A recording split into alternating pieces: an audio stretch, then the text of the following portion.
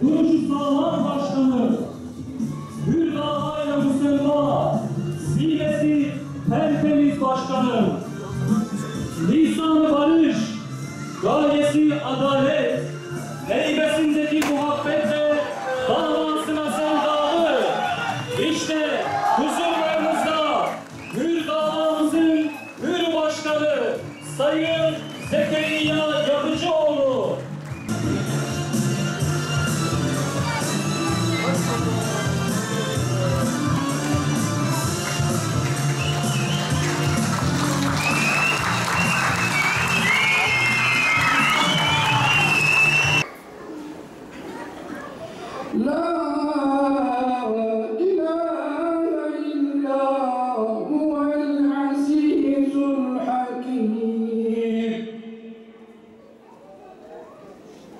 Değerli dostlar, ülke gündemi neredeyse tamamen seçimlere kilitlenmiş durumda. Fakat bizim gündemimizde tutmaya devam ettiğimiz, gündemimizde tutmaya mecbur olduğumuz, unutmadığımız, unutamadığımız, unutmayacağımız, unutmamamız gereken, unutturmamamız gereken çok acı bir meselemiz var. O nedenle gittiğimiz her yerde bizim gündemimizin başında yer alıyor ki hepinizin malumu üzere 4 ayı aşkın bir süredir, tam 129 gündür Gazze'ye yapılan zulüm, orada yapılan katliam, orada yapılan soykırım bütün şiddetiyle devam ediyor. 129 gündür Gazze'ye ölüm yağıyor. 129 gündür Gazze'de adım adım bir soykırım işleniyor. Ve bu hal maalesef halen de devam ediyor. Gazze şeridinin kuzey tarafındaki insanlar bombalanmak, evleri üzerlerine yıkılmak suretiyle oradan göçe zorlandı. Onlara güneye gidin dendi. Barınacak yerleri kalmayınca, içecek suları, yiyecek ekmekleri kalmayınca çarnaçar güneye doğru indiler. Aslında asıl gaye onları bütün Gazze'den, Gazze şeridinden, Filistin topraklarından sürmekti. Ama onlar bütün olumsuz şartlara, bütün bu vahşi saldırılara rağmen biz topraklarımızı terk etmeyeceğiz dediler. Gazze'nin güneyinde Mısır sınırına yakın yerde Refah denilen şehre, onun kapasitesinin çok üstünde insanlar doluştu. 1,5 milyon insan orada yığılmıştı ki Siyonist işgal çetesi adım adım göstere göstere ben orayı da vuracağım dedi ve vurdu. Gazze'de Gazze'liler ölmüyor. Gazze'de Gazze'liler Rabbimiz Allah'tır dediği için ve kendi yurtlarını terk etmedikleri için şehit oluyorlar. Şehitler ölü değildir. Ama Gazze'de insanlık ölüyor. Evet, insanlık ölüyor Gazze'de. Hepimizin insanlığını, bütün İslam aleminin izzetini, haysiyetini orada bombalıyorlar. Ve Ebu Ubeyde'nin tabiriyle dünya ikiye bölünmüş. Vicdansız suçlular ve aciz seyirciler. Biz de öyle oturmuşuz, aciz seyrediyoruz, seyretmekle yetiniyoruz. Hürgençlik burada, başkanlığının yanında. Hürgençlik burada, başkanlığının yanında. Evet, İslam dünyası zaaf içerisinde. Bir sürü zayıflığımız var. Ekonomik zaaflarımız var, askeri zaaflarımız var, siyasi zaaflarımız var, ahlaki zaaflarımız var, itikadi zaaflarımız var, ameli zaaflarımız var. Pek çok zaafımız var. Öyleyse şu Aksa tufanı bize bir ders olsun, bize bir ibret olsun ve bu tufandan sonra oradaki kardeşlerimize yapılan zulümlerden dersler çıkaralım ve müstekbirlerle mücadele etmenin şartlarını oluşturalım. En azından bugünden sonrası için benzer durumlara düşmemek için. İnşallah biz bu şartları oluşturacağız. Biz zulme boyun eğmeyeceğiz. Biz ayağa kalktık, biz kıyamdayız ve inşallah bu kıyam zalimler diz çökünceye kadar devam edecek inşallah. Tekbir! Allahu Ekber! Tekbir! Allahu Ekber! Tekbir! Allahu Ekber! Evet, bizim sürekli gündemimiz budur dedik. Gazze bizim gündemimiz olmaya devam ediyor ve o zulüm devam ettiği müddetçe de gündem olmaya devam etmelidir esasında. Onu unutmayalım, unutturmayalım diyoruz. Ve ülke gündemiyle ilgili de birkaç kelam ederek inşallah adaylarımızı tanıtmak üzere huzurlarınıza çağıracağız. Yıllık enflasyon rakamları açıklandı. Dün işsizlik rakamları açıklandı. Ülke gündeminde seçimler var. Kim nerede aday oldu, kim kimlerle beraber hangi ittifakı yapacak? Biz bunlardan kısaca sadece birkaçına değineceğiz. Değinmek zorundayız. Çünkü gerçekten oradaki kardeşlerimize eğer yardım etmek istiyorsak siyaseten güçlü olmak zorundayız. Askeri olarak da ekonomik olarak da güçlü olmak zorundayız. Yıllık enflasyon %65 civarında bir rakam çıktı biliyorsunuz. Açlık sınırı 15.000'i geçti. Yoksulluk sınırı 49.000 sınırını geçti. 50.000'e dayandı. Bir tek kişinin, yani bekar bir işçinin tek başına bütün ihtiyaçlarını karşılayabileceği rakam olarak 19.000 liralık bir 19.630 liralık bir rakam hesap ediliyor sendikalar tarafından. Bu ortamda yani bir kişinin tek başına ihtiyaç duyduğu para 19.000 lira iken asgari ücret 17.002 lira.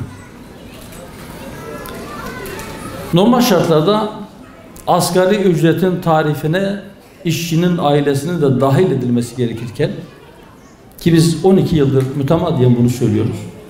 Asgari ücretin tarifinden başlamak lazım, onu değiştirmek lazım. Zira asgari ücretin tarifinde sadece işçinin kendisi vardır. İşçinin beslenme, barınma, giyim, sağlık, eğitim, kültür, ulaşım gibi zorunlu ihtiyaçlarını günün fiyatları üzerinden karşılamaya edecek ücret olarak tarif edilir asgari ücret. Biz diyoruz ki bu tarif doğru bir tarif değil. Onun bakmakla yükümlü olduğu bir ailesi varsa mutlaka onların da tarife dahil edilmesi lazım. Aile kurumu çatır diyor. Evlilik yaşı gittikçe daha yukarılara tırmanıyor. Yuva kuran gençler çok sefer o yuvayı ayakta tutmayı başaramıyor. İlk 5 yıl içerisinde kurulan her 4 yuvadan birisi dağılıyor. Öte taraftan gençler hızla bağımlılığa ve bunalıma doğru sürükleniyor. Yani anlayacağınız hem maddi hem manevi olarak pek çok olumsuz durum var, olumsuz şart var. Ama bütün bunlara rağmen, bütün bu olumsuz tabloya rağmen biz diyoruz ki ümitsizlik yoktur, pes etmek yoktur. Cehd ve gayret vardır. Çalışmak vardır. Düzelmeyecek hiçbir şey yoktur. Yeter ki sağlam bir irade olsun. Yeter ki o içine düşülen olumsuz durumdan çıkışın yolları bilinsin. Peki içine bulunduğumuz bu manevi buhrandan ve bu ekonomik darboğazdan çıkışın yolu ne? O da yine belli. Birkaç şey yapacağız. İsrafı, savurganlığı önleyeceğiz. Haramdan uzaklaşacağız. Faizi terk edeceğiz. Gelirlerimizin önemli bir kısmı faize gidiyor. Yeni ekonomi modeli, yeni uygulamalar dediler ki biz enflasyonu düşüreceğiz. Nasıl? Sıkı para politikasıyla. Ne yapacaksınız sıkı para politikasıyla? Yani ne demek? Yani biz piyasadaki parayı azaltacağız. Yani biz faizleri yükselterek sünger gibi bu parayı emeceğiz. Piyasada az para kalacak. Az para kalınca talep daralması yaşanacak. Yani insanlar daha fazla alışveriş yapamayacak. Alışveriş yapanların sayısı alışveriş miktarı düşünce fiyatlar da aşağıya düşecek. Ne güzel, enflasyon düşecekmiş. Öyle mi? Güzel mi? Vatandaşın cebinde para olmadığı için alışveriş yapmaması iyi bir şey mi? Türkçesi bu. Onun da çaresi var. Onun çaresi israfı, yolsuzluğu durdurmak, faizden olabildiğince kaçmak ve inşallah biz şuna inanıyoruz. Eğer böyle bir yol, böyle bir usul, böyle bir uslup hakim olursa memlekete, emin olun bu memleket çok zengindir. Sadece kendini değil, kendi nüfusu kadar bir nüfusu daha besleyebilecek bir zenginliktedir. Ama dağılım iyi olmayınca kaynakların önemli bir kısmı para babalarına faiz adı altında ödenince fakire, fukaraya, işçiye, emekliye, garibana kalmıyor. Niye? Çünkü katrilyonlarca lira faize gidiyor. Hür kadroların bu dönem yönetime gelmesi veya yönetimden pay alması için bir fırsattır. 31 Mart günü.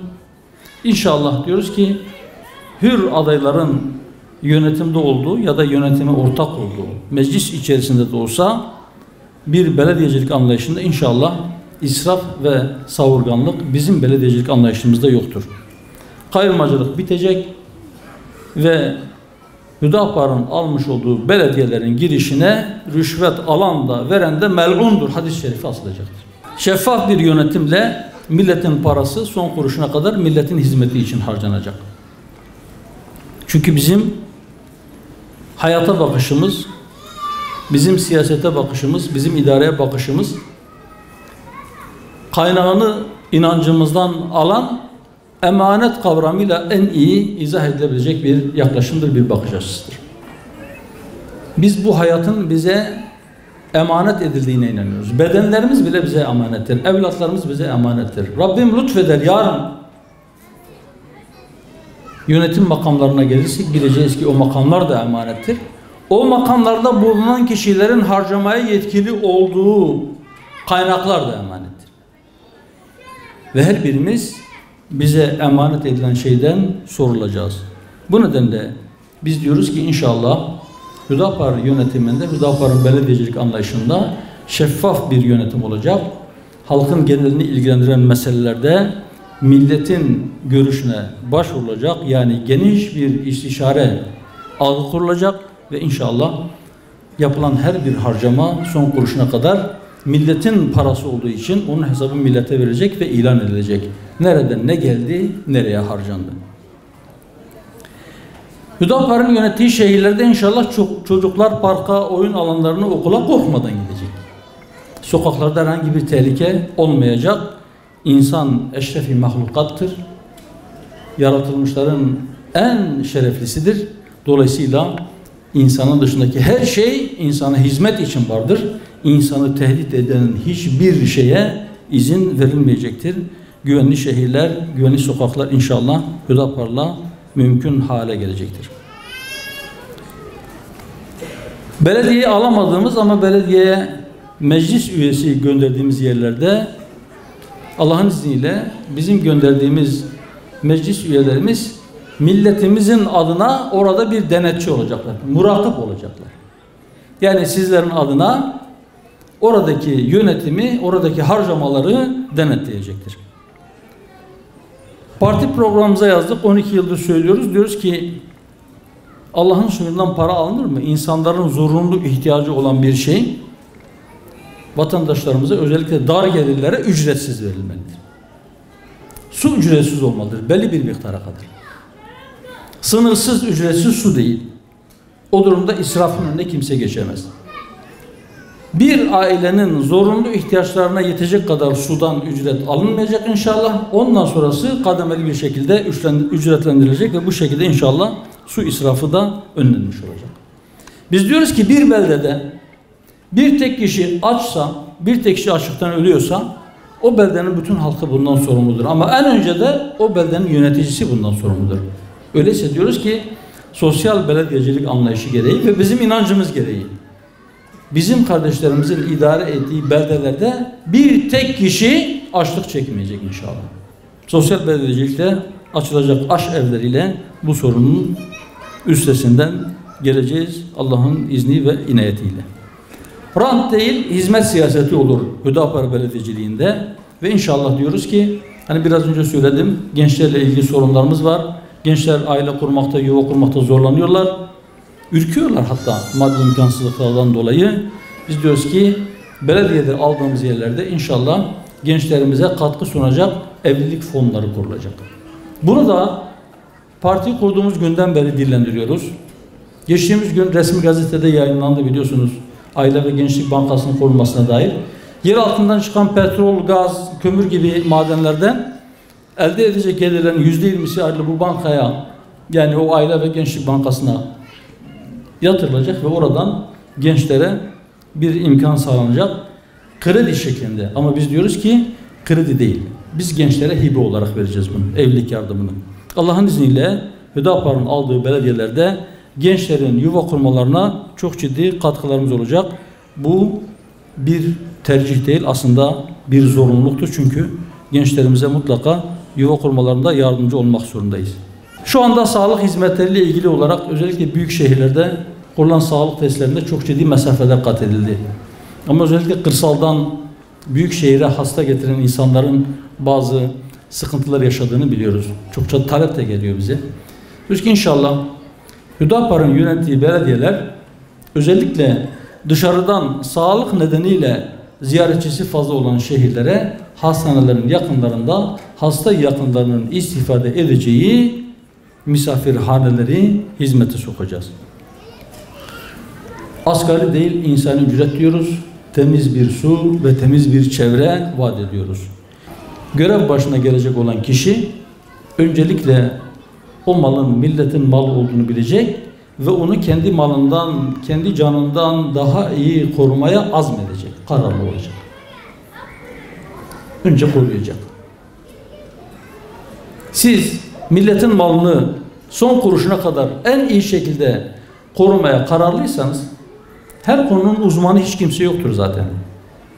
O şehre en iyi hizmeti vermek için konunun her türlü uzmanını getirir, onu iyice denetler, onun hakkını, ücretini verir, o işi de ona gördürürsünüz. O yüzden biz de vatandaşımıza diyoruz ki, siz şehrinize yönetici seçeceğiniz zaman ya da o meclislere insanlar göndereceğiniz zaman öncelikle bakın, bu kişi sizin malınızı korur mu? Yoksa kendi şahsi malı gibi görür, onunla kendi reklamını mı yapar? Bunun için şöyle etrafa bir bakmanız yeterli. Bakınız, hangi belediye başkanları belediyenin parasıyla kendi reklamını yapıyor? İlahi ya Rabbi, bizi hakka gönül veren, hakkın davetine icabet eden ve hakkın ikamesi için hizmet edenlerden eyle. Allah'ım, doymayan nefisten, korkmayan kalpten ve fayda vermeyen ilimden sana sığınırız. Ya Rabbi, bir an dahi bizi nefislerimizle, heva ve hevesetimizle başıboş bırakma. Adaylarımıza hayırlı çalışmalara destek, yanlış ve hayırsız çalışmalara karşı duruş sergilemeyi nasip eyle.